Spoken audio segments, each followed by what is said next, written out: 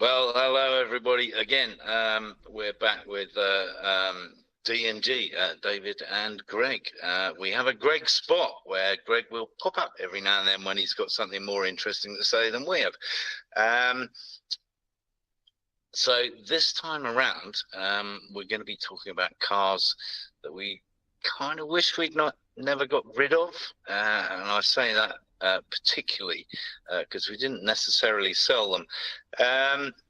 But just before we do, we'll just a quick recap on last time. We got some interesting comments from you guys out there, and appreciate that. My friend Leonardo Slatterini sent in a picture of an RS200, David, which, apparently, that photo. So this is the interesting thing. The police actually got an RS300. I mean, how lucky was that copper? And there he is pulling up Cosy, Sierra Cosworth, on the same stretch of road. Look at the road sign. It's the same stretch of road. Oh, yeah. How ridiculous is that? Anyway, so thanks, Lee, for sending me that. Interesting. Those things apparently are terrible to change gear in. Those RS200 gear shift is supposed to be difficult. Oh, yeah, absolutely. Yeah. That's why if you look at all the ones that are for sale, don't have any miles on them because they're so difficult to drive because of that gear shift. Wow. Yeah, anyway, it wasn't one that came up, but obviously it was from the era that we were looking at, particularly with your cars, David. So, yeah, thanks for Lee for sending that in.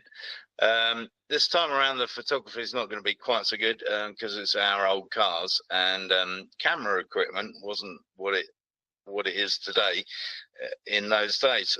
So a lot of these photos are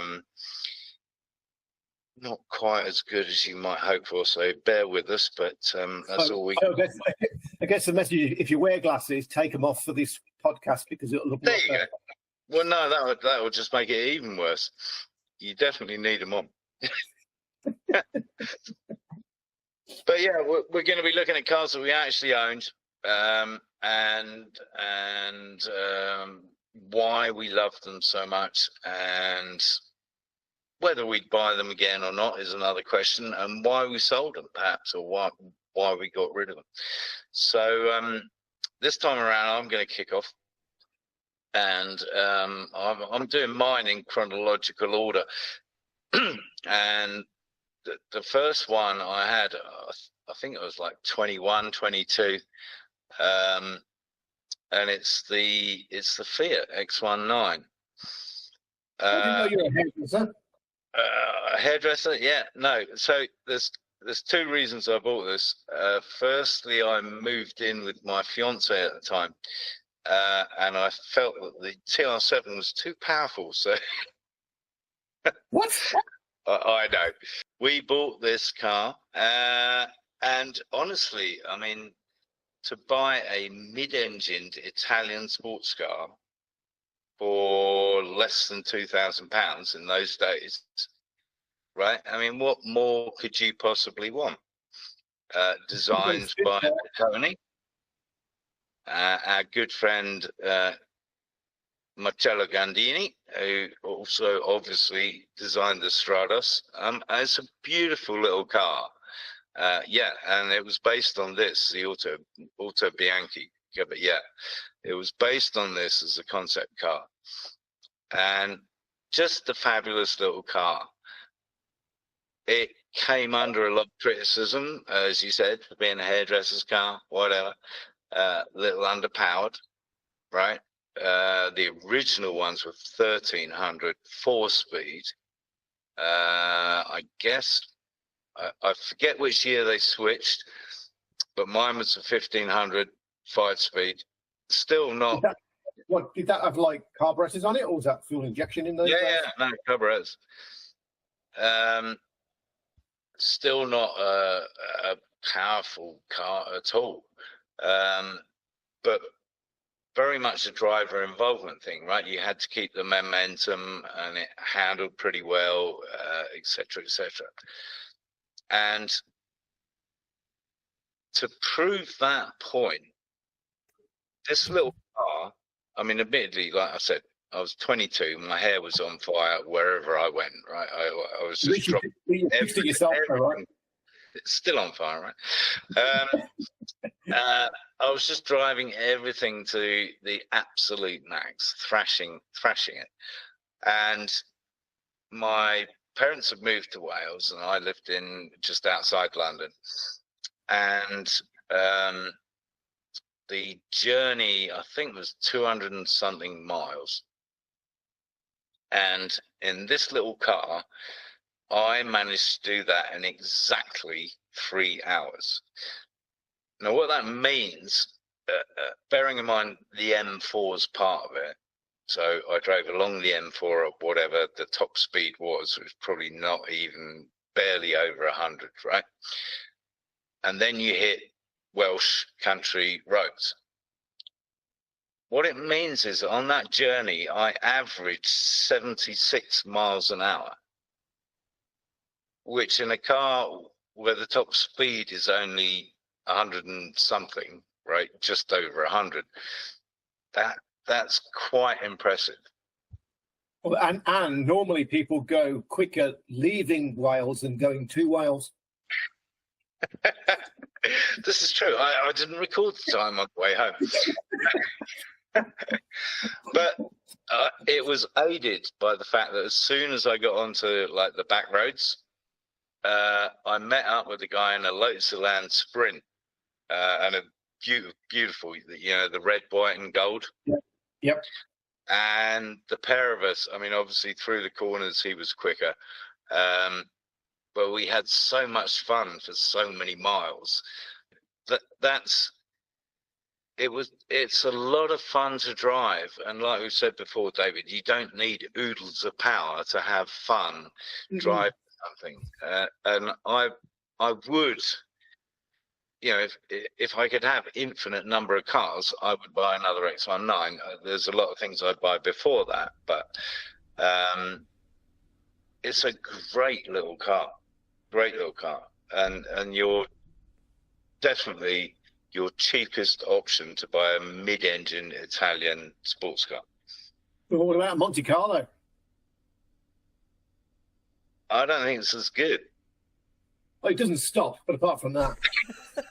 That's the American. I got to say on the small car, though, so my CRF 250L, everybody says is the worst enduro bike to buy because it's too slow, it's too heavy, and it tops out at like 65 miles an hour. But it puts a smile on my face every time I go. There's something about driving a slow car faster that is just fun. Yes, absolutely, because you actually have to drive it and concentrate and focus to enjoy it, and that makes it more enjoyable almost. Yeah. So why did you have to get rid of it, or did you burn it to the ground like most of your cars? No. Well, actually, the synchromesh went on second. I sold on the way it. Back to Wales? No, on the way there. You weren't using the clutch. That explains it. I don't need clutches. We'll come to that with the GT Turbo. No, I sold it because the aforementioned fiance didn't work out. I had to sell my flat, and my mate offered for me to go and live with him, and I actually made some money on my flat, so I bought a Lotus Esprit. That was sensible, right? That's that mid-engine thing, right? You just can't kick it. That'll be the British mid-engine thing that was lots of trouble, usually serious. Yeah, absolutely. But still a lovely car. That one, that one, yeah. I mean, beautiful car. Obviously, much better to drive than the Fiat when it was actually driving. So how old was that? How old was the X19 when you bought it? Only a couple of years old. Oh, right. So it's pretty new then. Yeah. That's what I mean. they, they were a remarkable value. Yeah, I'm just shocked you got colour photographs of it. I'm just shocked you got colour photographs of it. Well, as opposed to etchings. That's right, yeah. Pen and ink sketches. Yeah, no, love that little car. And I love the Esprit too, but I don't regret getting rid of that. I was sad to see it go, but yeah. It lived up to its reputation at the time. Yes, with the Marina door handles. Indeed, yes. Actually, there is a tenuous link, isn't there, between the X19 and the Stratos? I think if you look at the like the indicator stalks, or whatever they call it in America, flasher things, blinkers. So all those controls are the same on an X19 as they are on a Stratos. And the door handles. And the door handles. There you go. That's why you wanted the Stratos, apparently. Perhaps no, I wanted the Stratos. That's why I bought the X19, because I couldn't afford the Stratos. Well, you should have kept the switchgear. I should have done. Yeah. They also featured in Lamborghinis of that era. The Lamborghini Yalpa, same door handles, same switchgear. Oh, yeah. Yeah. Just like an ice cream van in the Mark 1 Cortina. How much of a nerd am I? Yeah, anyway, talking to nerds, David, it's your turn. Oh, sorry. I just had to clear my throat. Cheers. We're still on Italian stuff, right? Well, kind of. Kind of. So mine was a car that was based on an Italian car, I guess you'd call it. But it was built down in Somerset, where they like to chew a lot of straw. So that's always, that's always helpful. Really? Yeah, Somerset. Yeah, because Somerset. Is that where they make the radicals now? No, not the radicals. The aerial atom. That's it. Yeah. So yeah, probably actually could be even in the same lockup garage for all I know. They're not small. JH Classics was the name of the company that built this car. So this was a recreation, you call it today, you call it a recreation rather than a replica, right? Or a kit car, because kit car to me is always like a VW Beetle with a different body on it, and a recreation is more like a homage to the original car. So this company, JH Classic, used to build basically a complete replica of a Ferrari Dino 246. They built a 246. This was the coupe version, and they actually built a convertible version as well called the I can't remember what they call it actually. It's called a 246 DGT. So this is, to me, it's a very close representation of a Ferrari Dino. Really close. Like if you look on the pictures, you can see the door handles. If you looked at the door handles, they're exactly the same as on a original 246 DGT. So very, very close replication. So. So there's a story with buying that. I used to have a Lotus Sunbeam, which is like a Shelby, what do you call that? Shelby GLS, kind of equivalent of a Shelby GLS in the USA, which is a front wheel drive car. It looks very similar to that, only it's a rear wheel drive, and it has a Lotus engine in it with big 45 Weber carburetors, which meant that you always need to get it tuned. So in the UK, we had where I lived, there was a dyno shop, as you call it over here. We call it a rolling road. So I'd have it down this rolling road on a regular basis because every 20 minutes it would go out of tune. Yeah. And at the back of this rolling road, it was called Alden Automotive in West Bromwich, I think it was, in the Black Country. There was this car was at the back of this garage, and it was just gathering dust.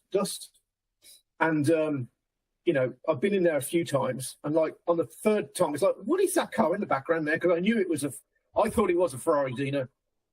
And he goes, oh yeah, that's for a customer. And he's kind of lost interest in the car. I'm like, oh, interesting. I didn't have enough money, but I said, do you think he's interested in selling it? And he's like, he may be. And he hooked us up, and it needed some work, but it was, he was willing to sell it, and I got it for a steal back in the day. It needed work. So when was this, and what did you pay for it? I think I paid $7,000 for it. Not bad. Yeah. $7,000. It was complete. I then Well, sent. look, there's a replica Molesworth as well. That was in my modelling phase. Oh, yeah. It was a very short 20-minute stint. Actually, we should give credence. That's my brother-in-law who took those photographs, and that would have been 25 years ago now. Yeah, that was just before I moved to the USA. But that car taught me about, me and Timon have some weird cars. I have a lot of weird, obscure cars, right? And the key to having an obscure car is having somebody who can support you to keep it on the road. That's the key, and that's a very key important relationship, because if you lose that relationship, your car no longer works. You're done. Yeah, so you need someone who can turn their hand to anything, so they have a fundamental understanding of how everything works together. Right. So part of my process, and one of the reasons me and Tom met is because of my experience with this car. So I bought this car. I'd already spoke to JH Classics down in Somerset. Bought the car, shipped it straight to them, so they could look it over and do some work to it. So I shipped it to them. I went down to see him in Somerset, which is, I don't know, 3-hour drive or something from where I lived. Went to see him. Lovely little facility, well, 2.5 hour drive in an X1-9. Yeah, but I had synchronized gears going back as well. So yeah, went to see him. It was all fantastic, a great relationship, no problems. And then I came back home, and then starts the wait. So it just took months and months and months and months for them to get the car done. Though they weren't making any progress, it appeared to me. So I had to make up the fact that somebody was getting married, and this was going to be the car that the groom turned up to the marriage in. So a little bit of management or manipulation, one of the two. Not sure which is the correct word there, so that I could go down. I think they call it BS in the US. probably, and but I just had to bullshit to them to try and get them to release the car. It was just ridiculous, and that's what I learned with these guys. You can't shout at these people. You've got to work with them, because that was the company that built the car. So if you want the car put back to original, and original is a wrong term, like it was very tight pedal box, so we wanted to get the pedals made wider so you could drive it in a pair of shoes and that kind of stuff. But I just realised that it's no use. You've got to just work with these people, which I think is what we found out, right? And that taught me that you've got to work with them. It's no use shouting, because you've got to get the relationship in the right stage and just help them get your car finished. And it's kind of a process to actually bring them up to speed, so they actually do things that you want to do at the right period of time and maintain the relationship, because you can't shout at them. We're going through this right now with the Maserati Ghibli. So, no, there's no point in shouting at anyone. Right. And that's why when Timon, all those years ago, 6-7 years ago, posted onto the Stratos user group, I've just bought a Stratos, I wanted to go and see him, because I was petrified that he would be a boisterous person that would go and shout at the manufacturers of the car. And I was like, that will get you nowhere. So I was literally panicked when I found out he was buying one before I met him. But it's like, do you know what you're getting into? Because once you've done this, you kind of understand what you're getting into, and you don't get as wound up, because the reality is a lot of these people are small shops, right? And they really get to it when they can get to it. So it's no use screaming and shouting. So Timon had the experience to know that, and he'd known he actually had been to Jerry who makes the Hawk cars. So Timon already had the experience of how you navigate through having a car custom built for yourself. Forget the timeline, just forget it, because that would just wind you up. It happens when it happens. And at the end of the day, I mean, for me, particularly with the Stratos, I basically waited 30-something years to have one. Another 5 wasn't going to make a difference, right? So I had all the patience in the world, which is not my middle name. I'm not normally patient, but it didn't matter to me whether it took them 3 years, 4 years, 5 years, whatever. I was getting one, and that's all that mattered. So that was a little bit different. But it's still, these companies are run by enthusiasts, not business people They don't have a call center to host your, customer service calls. It's like you're talking to the guy or you're talking to the gal. So you've got to be a lot more. Yeah, I mean, here in the US, we have closets bigger than Craig's office for Lister Bell, right? Yes. Yeah, I mean, a tiny little room, barely enough room for 2 chairs and a computer, and that's about it. Yeah, absolutely. It's a different world, and you have to understand it.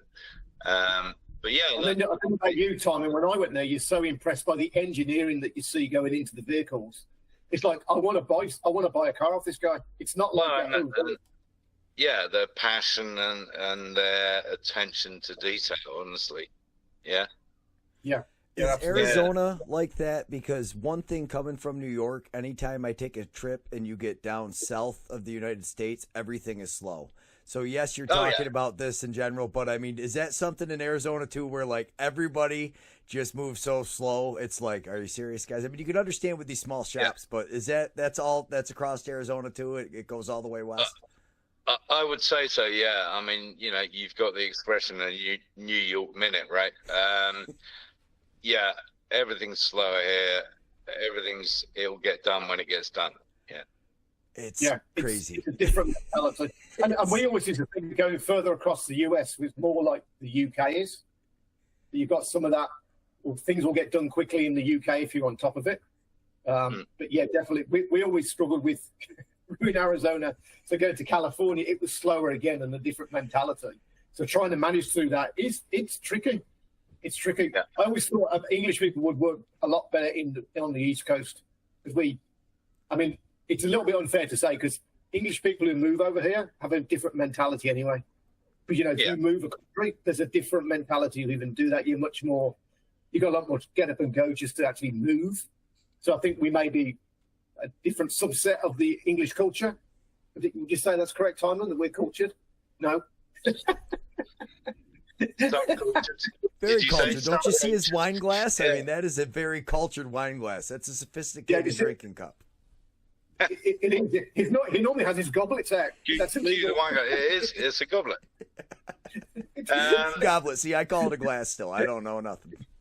He's amazing. Your vocabulary, whatever. But you guys make up words. Let's not get into that. Yeah. Okay. All right. So anyway, let's get back to that. So that car was its own chassis. It had its own fiberglass body on top of it, and it had a Lancia twin cam motor in it. And it was fun. Nice. It looked so authentic as well that it was quite entertaining to drive because people weren't in England. There's a little bit of a sneery culture if you have something super nice. Like if you had a Ferrari in those days, let's say a Ferrari 355 or something, which would have been new, people would have sneered at it, and unfortunately they would probably key the car and stuff. It's not a good.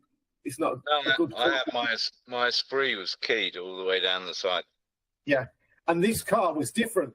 This car made people smile because it was old. It looked old because it would be a late 60s car. It made people smile, and you didn't get that attitude with it. What's funny is it did. I used to park it at work, like literally in the factory at work, which made my boss go and buy a 328. And he's like, I can't have you having the only Ferrari in the frigging company. It only cost me $7,000, and I think it's cost him, I don't know, in those days it would have been like 40 grand or something. But yeah. And it was certainly, it had its fair share of little problems, a bit like that. But yeah, it was certainly a joy to own. And certainly it was so cheap. That's the thing. It was just so cheap. Yeah. It wasn't cheap inside. Interior-wise, it all looked exactly the same as a Dino. So it was really, really well done. That's impressive because that's where a lot of these, certainly Ferrari replicas, recreations, a lot of time the interior is nothing like what it should look like, right? Yeah, and the proportions are wrong. Yeah. Just something, so you see some of that, they're just not, this was really close. So that was what surprised me about this guy. It was really close because the ones that look off, don't appeal to me at all. But this one was like, and that design is probably my favorite car ever. I just think that the proportions on the Dino and the original Dino doesn't have much performance. but I really do like the dimensions on it and the proportions and then the curved body work and everything. So I think that's quintessentially one of the best looking cars in my view. Certainly in my top 10. It's very pretty. I think the tail is a little bit long for my liking, but I like short, stubby tails. Yeah. Yeah. Is that why you eat so much rabbit? Yeah. So anyway, I got rid of that. I had to sell it because I was leaving the country. Yeah, that's a good enough reason. Yeah. I guess that's it took a bit of time to sell. And that's the problem with all these kind of specialist cars. Is selling them is not particularly a pleasant process because you got to plan on it taking you a year to find somebody who wants to own it. Absolutely. Yeah. So, I mean, talking of which, that brings me on to my next one, which actually followed the Esprit. So, having moved out the X1 I got the Esprit, and then the guy I worked for at the time said, would you like a company car? And it's like, well, I've got a latest Esprit. What are you going to buy? Right. Yeah, I quite like Ferrari. Obviously, that wasn't on the cards. But he basically said, you can have any hot hatch. He had a Golf GTI Mark II at the time, and he said you can have any hot hatch you like. So I'm like, okay, what's quicker than a Golf GTI? And I think by 0.2 of a second, it was the Renault 5 GT Turbo, which was also kind of on my horizon because I'd also met up with the guy that we used to use for artwork, ran an art studio, and he still can't be in business with artwork like that. No, I did that. Shut up. But he introduced me to Renault 5 racing. So Gerald and I, instead of forming Gertie Racing, we formed Tiger Racing. Using the first few letters from our names, and that's a Tiger. There you go. Were you sponsored by Frosties? We should have done that, shouldn't we? Yeah. No. That's when you need your business manager. Yeah, that would have been great. Jesus Christ. So yeah. Okay. So for many reasons, I chose the Renault GT Turbo because it was very similar to the race car that we were racing, next generation, obviously, but it was the quickest hot hatch out there. And the thing about it being a company car was that obviously the company paid all the repair bills and maintenance. So I took it straight to my friend Will, who strapped on a turbo boost kit, which was basically a tap. It was somewhere under the hood. I can't remember where now, but you could just turn up the boost as much as you liked. Apparently you can get these on the dashboard even, so you can tweak it while you're going along. Anyway, mine was under the hood, so we just cranked it up as much as we could. And this little crazy rocket, I mean, it was already a crazy rocket. It would spin the wheels in the dry in third gear. I have to tell you, unluckily for my boss, the turbo expired after about 6 months. You only drove it 3 times then? Did you break the record? Did you break the record to Wales in that car or not? No, that's what's so disappointing. I got close. I mean, I got close to the 3 hours dead, but not quite. Is that when the turbo blew up? No, that was on the way to Brands Hatch, actually. So it's on the M20, whatever it is, and suddenly there was this slightly loud bang, this massive cloud of smoke out the back, and suddenly I just had a 1400cc Renault. So how much horsepower do you think that had compared to stock? I don't know, mate. We never put it on a rumbling road or anything. I have no idea, but it was super. Basically, I out-dragged a Ferrari 308 from the lights with no sweat at all. So it was stupidly quick and so much fun. I mean, they're really cheaply built, right? It felt like being in a baked bean tin. All the doors are like super thin metal. The seats were nice. The interior was, it's all plastic, but it was nice. It was a nice place to be, and a great driving position, and just wonderful to drive. I mean, with the extra turbo boost, the torque steer was kind of crazy. So just explain to people what torque steer feels like. Well, yeah. So in a roundabout, you turn it in, and then you wouldn't have to turn out. You just put your foot on the throttle, and it would just power out. Whether you wanted it to or not. Yeah, it was a bit crazy. I remember taking, I actually used to watch the channel. If you're still watching Mr. T, you'll remember this.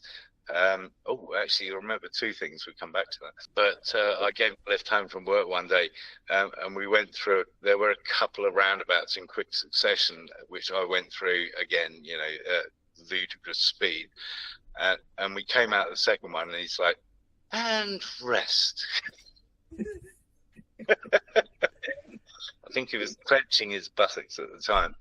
But so the funny thing was, when we went to test drive it, he came along with me too. And the guy said, let's take it on the M25 and I'll show you what it's capable of. You can see what it's capable of. And it's like, that's the motorway, right? It's like interstate. That's boring. I know it can do 100 and there. I said, do you mind if we come back through the lanes? And he's like, no, not at all. So obviously I was driving the car and watching the road, etc. And my buddy Matt was sitting in the back of the car. Apparently the sales guy's face was white as a sheet. Absolutely white as a sheet. But that was it. Again, they handled really well. Right. A lot of fun to drive. Now, I know you get extra horsepower from the stickers, but the Tiger Stripes, what kind of horsepower gains are you getting from something like that? Well, it's flames rather than stickers that get you the most horsepower.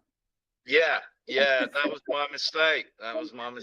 No, it was literally because I was called Timon and Gerald was called Gerald, and we took some letters from our names and came up with Tiger Racing because it sounded better than Gertie Racing. So that's why we came up with it. But that wasn't a turbo, that was a TS, and that was the first generation Renault 5. So that was actually a lot slower than my road car. But equally fun to drive in a different way. That's more like a momentum car, right? Oh, very much so. Yeah, I think they're basically just under 60 horsepower. So yeah, I mean, it was all about momentum.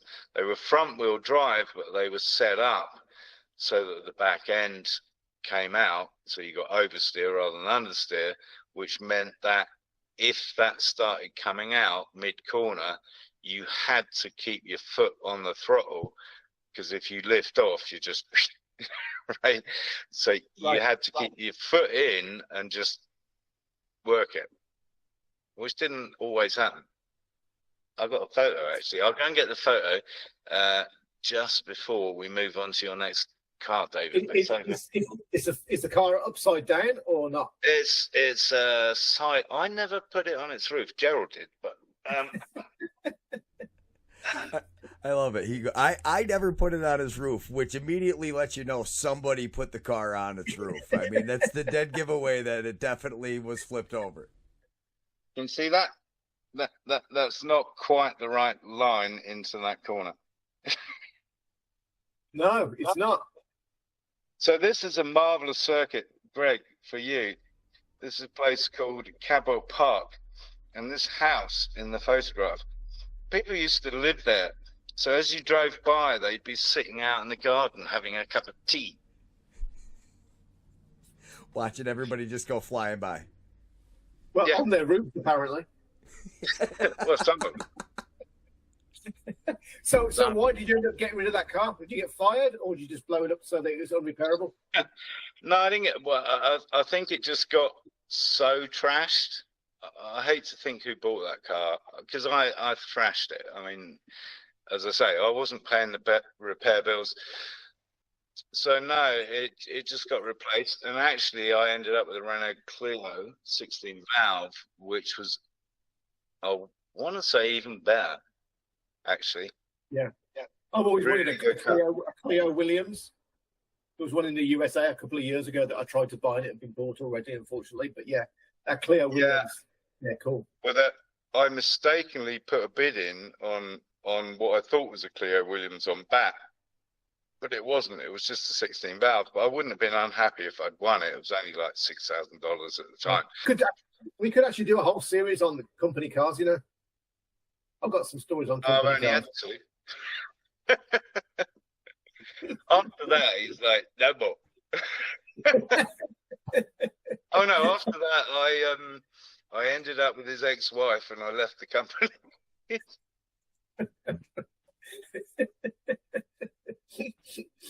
That's another story, Greg. But for all our listeners, that's not a good career move. No. Anyway, I would imagine that's not solid career advice for anybody looking to build a career. No, quite. Were you still ahead at that point? Mind you, I have to say he did end up with my ex-girlfriend. Oh, so it's more like a trade than anything. Right. Yeah. Oh, basically sloppy seconds. So on to this next car, though. I do have to say this is the only car of the list that I've been in. I have been in one of these. Other than that, I have not ridden in any of these other cars. It wasn't this exact one, but I knew a couple guys. Some guys love these cars. Some guys hate them. They get a bad rap from some guys in the U.S. I'm a big fan of David's next car. Me too.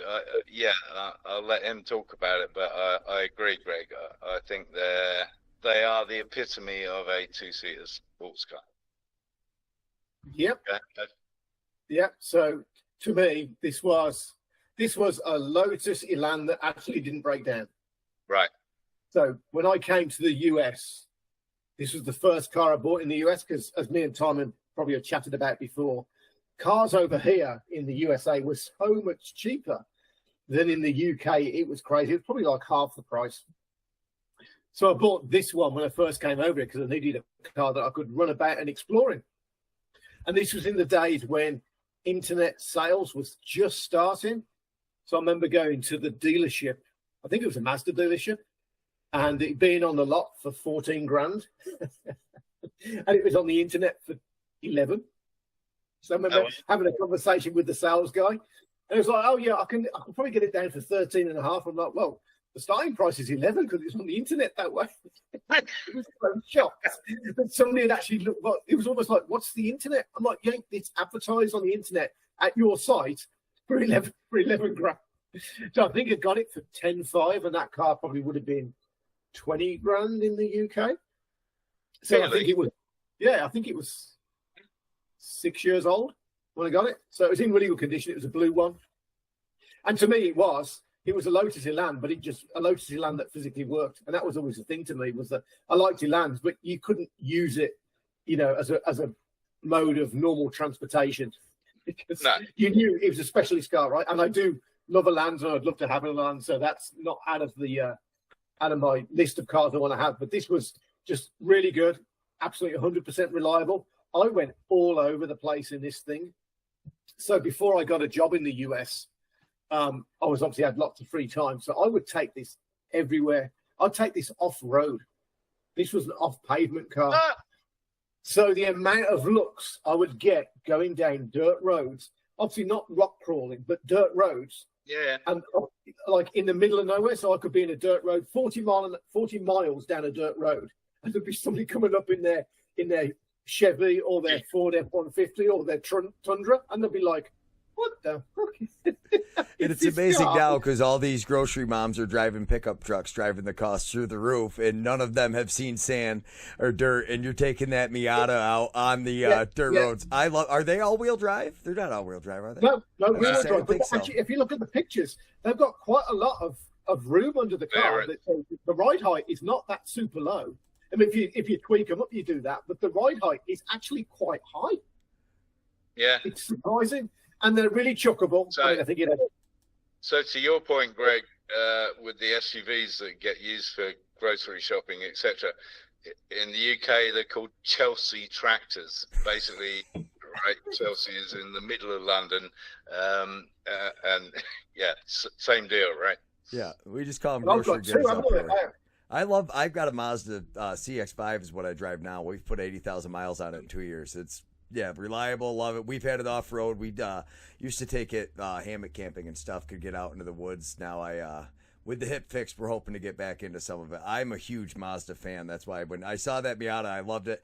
They get a bad rap from a lot of people here, but I honestly think it's people who have never ridden in one because it's just a smile mobile. I think you get in those cars, and it like Timon said though, it's the epitome of what that car is supposed to be. You don't need it to go 300 miles an hour. It's just fast enough to be fast and fun. Reliability is huge. Those like you talked about with some of these high-end cars, you can't really drive them from day to day, or you can't rely on it. You're constantly tuning things. I mean, just dealing with the carb needles on some of those is such a pain. I get 10 degrees difference. I got to go on the bikes and adjust down like 2 sizes on the carbs. It's not something I'm looking to do most of the time. Yeah, no, absolutely, Greg. And that was my point with the X1 You don't need a bunch of power to have a lot of fun, and that's the epitome of the Miata MX5, as we call it in the UK. It's just fun to drive. I had a little Fiat. What the hell was that? 124. Yeah. I mean, again, horribly underpowered, but so much fun to drive. Yeah. It's just the ringing it out, right? You ring it out to 6,000 RPM, and it's like, oh yeah, it's just something about it. It's like the car isn't going to go any quicker, and I'm only doing 25 miles an hour in seconds. Yeah, that's the beauty. You can have fun, and you don't need to be doing 130. Yeah, absolutely, absolutely. So that car, I had it probably for a year and a bit, and what I found was when I actually got a job, and I had to go to my job in Phoenix in the summer with a with that convertible top, there was no way it was going to keep you cool enough to get to work and get back without being a sweaty, horrible mess. You'd have been a strip of thinly fried bacon on the seat. Yeah, you don't like Birmingham bacon. It's not very well known, is it? No, it's not as good as Danish, or Canadian. So yeah, that's why. And in those days, I could only afford to have one car, so I sold that and got a 944 turbo. I have never had the problem of being too hot. I've had cars that don't warm up enough. I know that I thought it was supposed to be okay down there because it was a dry heat. You're saying that doesn't really matter so much if you're baking in the interior of your car in traffic? Correct. When the paramedics come to you, they don't normally say it's a dry heat. They don't say it was a dry heat. It's no big deal. Don't worry about it, bud. That's right. Sorry, we don't do call outs for dry heat. Yeah, you're just frazzled. You'll be fine. Yeah. No, great. I think they're really underrated, right? I mean, I don't think they actually are by car guys. I think car guys actually and car girls actually appreciate them. If you go to the racetrack, you see so many Miatas. It's just like people who criticize them are like, I don't think you know what you're talking about. I really don't. So I think it's people who know kind of know, and everybody else is like, you just don't understand what that appeal of that car is. And to your point with that, right, in Lemons, it's one of the most popular cars to have, right, because it handles well, it's reliable, etc. And they come winging past us in the Porsche sometimes. Yeah, oh yeah. Yep. Well, especially you, obviously, but I just like to make them look good. They're quick. So Porsche 944 with a Chevy small block in it, and those things will come out the corner faster than you, and then you got to catch them on the straight again. And they're a real pain in the arse, actually. Yeah, they're like little buzzing bees, aren't they? Wasps. Yeah, kind of thing. They're like they're like the Minis versus the Mustangs, whatever, right? It's that. Yeah. great little car, and I love just how pure it is in terms of a really good two-seater sports car. It's a really good Elan. Yeah, it's modelled on the Elan. Basically exactly the same as an Elan, only modernised and works. Yeah. I prefer a Sprint if I had a choice. I prefer the Elan Sprint. Yeah. But if I had to use it as a daily driver, certainly as like a student or something, it would be a Miata every time. Well, actually, so talking again, so this is the second time the Elan's turned up in this conversation, obviously. I actually prefer the 2+2, and I had an opportunity to buy one. Well, a lot of people had the opportunity. It wasn't just me. It was on eBay for 12 grand, same as we were just talking about. This was years ago, and it was Ronnie Peterson's car that he was given by Lotus. So just for your information, Greg, Ronnie Peterson was a Swedish Formula One driver back in the 70s. My favorite all-time Formula One driver, actually. And it was his car, and it was a bit tatty. And the guy that I was talking about buying it with wanted to do like a full nut and bolt restoration on it, and it's like, no, you have to. Ronnie drove this thing. I want it as is. I want to sit in the seat that he sat in. I don't want to go driving in something that's been restored. I want to sit in that seat. Right. That makes sense to me. I can. Yeah. I didn't know who it was, but once you said that, I was like, oh, okay, I can understand the importance of this car. Well, so the year Mario Andretti won the F1 championship, Ronnie Peterson was his number 2 driver. But I don't want to upset any Americans, but Ronnie Peterson was a better driver. But whatever, Ronnie Peterson got killed that year. But oh God, I wish I'd bought that car. Why wasn't that on my list last time? I was going to say, what the hell? I was going to say, it's the wrong list. If only we could do a show where we could talk about cars people wish they had bought. Oh, yeah. No. Hang on a minute. We did that, right? we did it, and it took us 2 episodes to wrap it up, and we still didn't fit that car in the list. Oh, I know, right? Yeah. All right, let's move on. Right, David's Miata. Me next. So yeah, a car that is not well known here in the States, the TVR, which is thus named because the guy that started the company was called Trevor. So he just, again, like me and Gerald with our Tiger Racing, he just knocked a few letters out of his name and came up with TVR because it sounded quite racy. And they were up in the north of England. I guess it's Britain's equivalent to Las Vegas. It's a lot worse. But a place called Blackpool. Anyway, they've been knocking out interesting motor cars for over half a century, I guess, or they had been. They're no longer in existence. The original TVR Griffith was an Anglo-American coordination, a bit like the AC Cobra. And it was a guy in the States that came to TVR and called Griffith, obviously.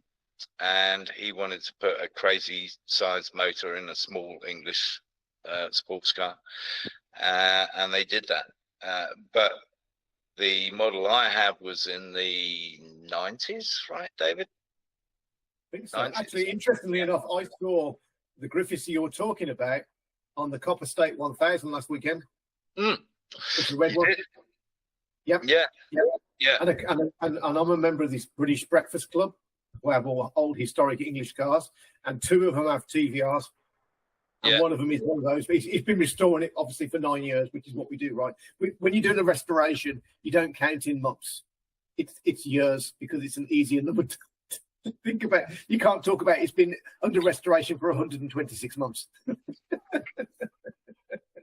Yeah, and I hope it's not my old one, but we'll come to that later. Well, no, it wasn't in an urn. But it's a wonderful car. It's very much like an AC Cobra. It's basically brute force, So it was actually a Rover V8, but instead of 3.5, mine was a 4-litre. They later bought them out to a 5-litre. Don't know whether you needed to. Mine was Larry enough already. Basically steered it with the throttle. You know, again, it was exact opposite of the Renault 5 GT Turbo. You basically threw it in with the back end hanging out and then let off the throttle, and then when it was pointing in the right direction, you got back on the throttle. You didn't need the wheel much at all. So Simon, for our American audience, what was that engine from Buick? Yes, it was the original Buick V8 that Rove bought. That was like in the late 50s, early 60s or something? Maybe later than that. I don't know. I mean, it was in certainly Definitely in the SDI Rover. Right. Certainly in the one before that, the P whatever. P5? Yeah. So yeah, probably 60s. Yeah. Yeah. So, and in the UK, we used that engine for probably 40 years or something. Because that went in Land Rovers and Range Rovers. Yeah. Yeah. I mean, any V8 in the UK was basically that Buick lump that Rover. Yeah, I mean, apart from the Stag, the Triumph Stag. Of course, we have to screw something up. So, but you know, for the American viewers, that's like the LS1.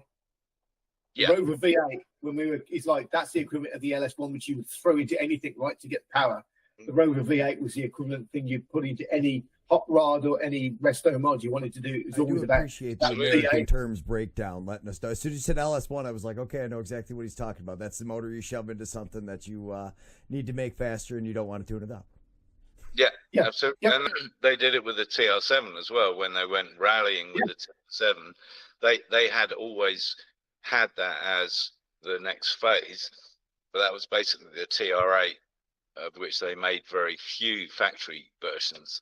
There's a lot of conversions out there, but that was basically it. They basically took the Rover lump, threw it in there, which was the Buick. Mm-hmm. Yeah. Yeah. So yeah, same motor. But I love what I particularly like about the Griffith, and even to any subsequent TVRs. It has a kind of E-type-y feel about it. The lines, it's really beautifully curved. At the same time, they had the Chimera, which I didn't like so much. I think it was the softer version, but there's something. I love the purity of the curves, and the interior was really cool. Not quite as wacky as some of their later stuff, except that there were some oddities, and I have to tell you a quick story about the demise and interesting story about the Griffith. So the door handles are actually on the side of the transmission tunnel in the middle, not on the doors. And it was actually my friend Will's wedding. The door handles are basically kind of at the end of the seat, but in the middle. So church. You never become a driving instructor if that's your guidance. Yeah, about there. That's it. You got it, Greg. Somewhere there. So I've got earrings. At the end of the wedding at the church, we were then off to the reception somewhere, and my good friend Steph, who I used to race Renaults with, and his wife had never been in a TVR, and she said, "Oh, can I have a ride in the TVR?" I said, "Yeah, of course you can." And I said, "I'll tell you what, we'll take it back to my house, and then Steph can pick us up, and we can go on to the reception." And about a mile down the road, there was a big bang, and flames shot out from the hood or bonnet, and it was all quite scary. Lots of flames, and I immediately stopped the car, jumped out. The V8? Is that the V8 I can see? Is that the Buick V8? Yeah, that is a Buick V8. Gotta love those exhaust pipes. So anyway, I jumped out of the car and started running backwards down the road towards Steph, who was following us. and realized that Tina had never been in a TVR and didn't know how to get out of it. So I had to run back to the flaming car to let her out of the car. And Steph, who was sat behind, could see the flames licking underneath the body up towards the petrol tank, and was quite concerned for the life of his wife. And he's still your friend? Huh? He's still your friend? He's still, I think so. Is he still married to her? Yes. Yes, okay. Does she plan to have a cremation? Did you ever find out what started the fire? What was the big explosion? Probably his cigarette. Wait. No. It was not. So, I have an inkling. So one time, luckily, when it was a cold start situation, in a parking lot, turned it on. Everything smelled of gas, and basically, where the main fuel line onto a metal fixing, there was no. They normally have a bulb, a little bump. Yeah. That you then the hose clip goes over. TVR decided you didn't need one of those, and it was just a straight fitting. So it basically pumped the pipe off the fitting. I suspect it was the same thing again, because you couldn't tighten it down too much, otherwise you'd wreck the hose. And I suspect it was the same thing again. So he didn't have a barb on the end of that hose? Yeah. The pipe. Yeah, absolutely. There was nothing for the Jubilee clip, the hose clip to go over to actually push against. It would just slide off regardless. So yeah, pretty stupid design, honestly. I should tell you. I showed you the picture of that yellow one, right? That my buddy has. I should tell him about that particular issue. Yeah, because I've seen TVRs that have now just started to come in, the really wacky ones, because of the 25-year rule. They've just started to become available to import them. So I need to show them that picture. When they're talking about their cars, I'm like, oh, this is my buddy's TVR. Yeah. Have you checked the fuel hoses? By the way, I know somebody who can sell you some barbs that will really help you.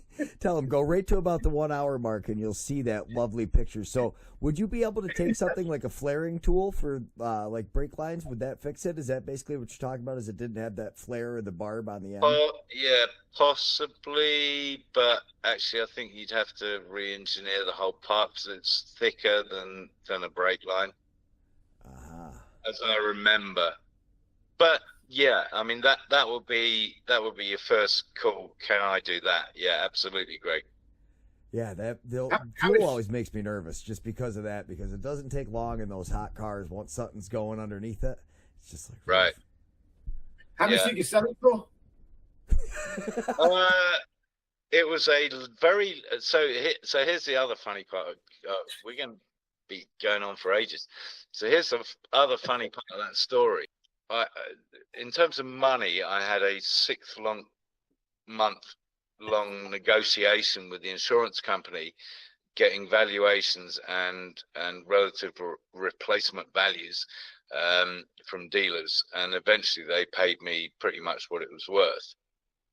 But the very next, no, not the next day, because that was a Sunday. On the Monday, I had to go to court for a speeding fine.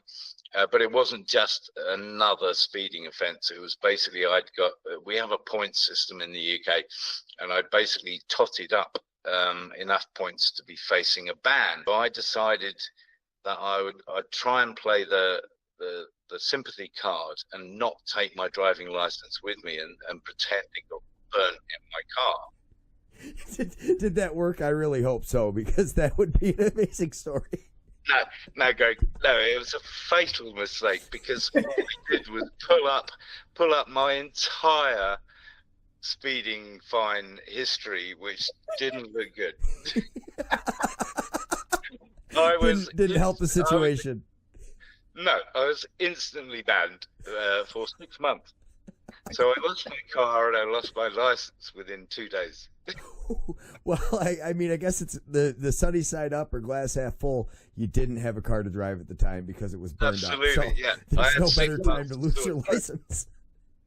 Absolutely. I had 6 months to sort it out. Oh, my All right. goodness. So We're on to David's list now, but that was that's a way to end that story. And you weren't even going to tell us that part, I feel like, unless it just kind of happened to come up. I think that's really what makes the show is hearing those wonderful stories. We have a point system in New York too. It sounds like you had a few more points than you get in New York. Yeah, you can have 11 points and then they will pull your license in New York State. Yeah, 12. It was the same, wasn't it? 11? It was 12 points. Yeah, 12 points and you're done. Yeah. Oh, that's right. It's 12 because each normal speeding fine was like 3, right? Yeah. Sounds similar to what we have here. Yeah, but I'd got 5 points for driving down the dual carriageway the wrong way, and I can't even begin to bore you with that story. There was a good reason for it. Is that how you got to Wales so quickly? So yeah, I was sitting on 11 points. Yeah. So either way, we got to 11 points, and the car catching on fire did not help with sympathy. Instead, it pulled up your entire record. So, yeah.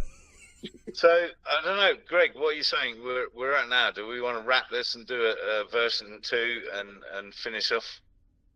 Well, I mean, we only really have one car left for each of you, and then maybe because he is missing his key car, right?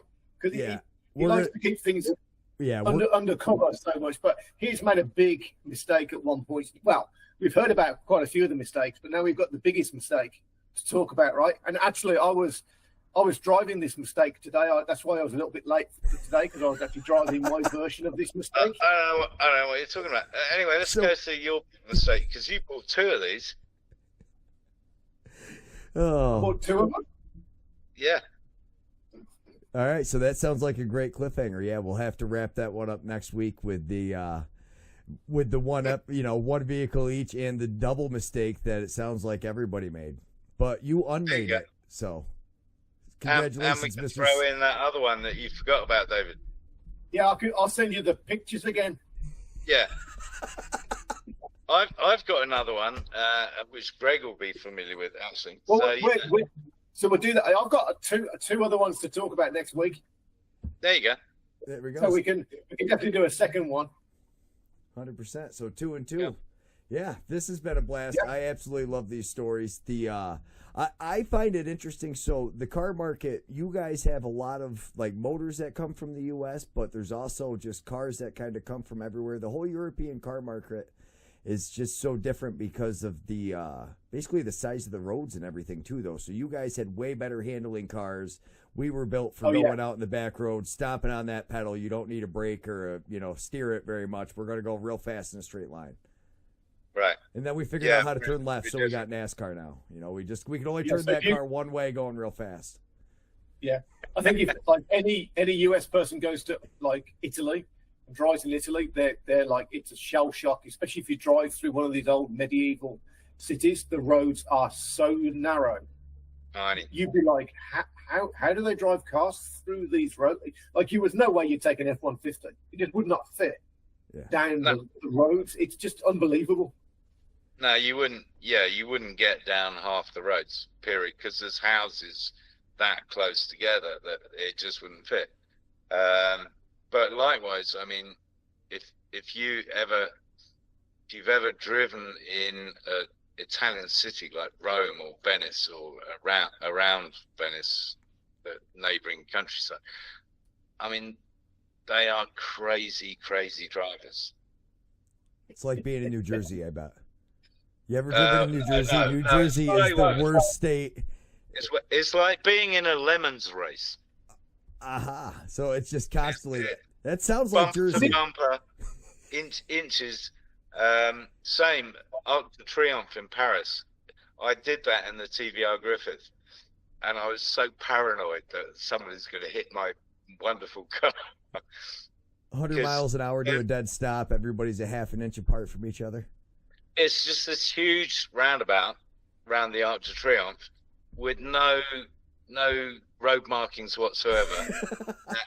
and there's like 8 lanes of traffic just barging and pushing. And it's like, if you hit my car, I'm going to be so upset. Wasn't there a story? Didn't old on Top Gear? Didn't they talk about a mayor in a Italian town putting in a speed camera for the weekend? And I think I can't remember exactly because it's off the top of my head. And at the end of the weekend, he got 1,500 speeding fines and went, that's not enough. The speeding isn't much of an issue in this town. I think I remember that. Yeah. Something like some silly numbers like, yeah, Italy's a different animal. I mean, I guess there's lots of those European cities like that, but the Italians have that attitude, right? And you have the mopeds that are just all over the place, and the narrow streets are so. And in the UK, it's horrific for an American as well, because we're on the other side of the road. Yeah, your steering wheels are backwards. You drive on the wrong side of the road. Everything's messed up. The roads are narrow. There are cars parked on the road, so you're as an American, you're sitting with a British person, and you're on the wrong side of the car, and you feel like you're going to have a head-on crash every 5 seconds because there's almost like a unwritten rule. We know what we're doing, so people are swerving out the way of one another all the time, and because you're from a different culture, you don't understand what's going on, and just dodging cars is just like, well, I guess it's like a New York street, right, where you have cars double parked and everything. Oh yeah, we have that all the time. It's like unwritten rules of how you actually get through a normal town. Well, when I took my wife Betsy to the UK, and we had sat on the M4 into Wales for several hours, thanks to Ed, what's his name? Miliband? No, the musician. He was playing in Cardiff, so there was a massive. Ed Sheeran. Massive. Yes. There's massive tailback on the M4. We sat there for like 2 hours. Anyway, so therefore we were like 2 hours late to get to see my mum. And therefore I put my foot down. So we're driving in the dark on Welsh country lanes. And Betsy's gone from sitting stationary on the M4 to doing 90 miles an hour around free. And she's so I can't cope with this. Oh, that's nuts. Yeah, I've got plenty of stories on that as well. We'll have to do an episode one of these weeks where we just compare the different driving cultures, because there's a lot of unwritten rules, or even motorcycles versus that, like how people weave in and out of traffic. Because that is one thing too. So in cities here, like more populated cities, they're way more lenient on stuff. But you get out into a lot of these small towns, and these cops are kind of bored. So they pick on you for all those little things that don't make any sense. And you're like, bud, that literally made traffic flow. Just get the hell out of the way and go sit in your car somewhere. Right. Yeah. But they got nothing better to do, as you say. Yeah. Yeah. Pretty much. Welcome to Sedona. Yeah. All right. We'll save the last few for the next time. We'll save some of that for another time. That's a good idea, Greg. I like that. So we'll call it a day for now. Thanks for watching, tuning in. Give it a thumbs up, subscribe, all that stuff, and we'll be back.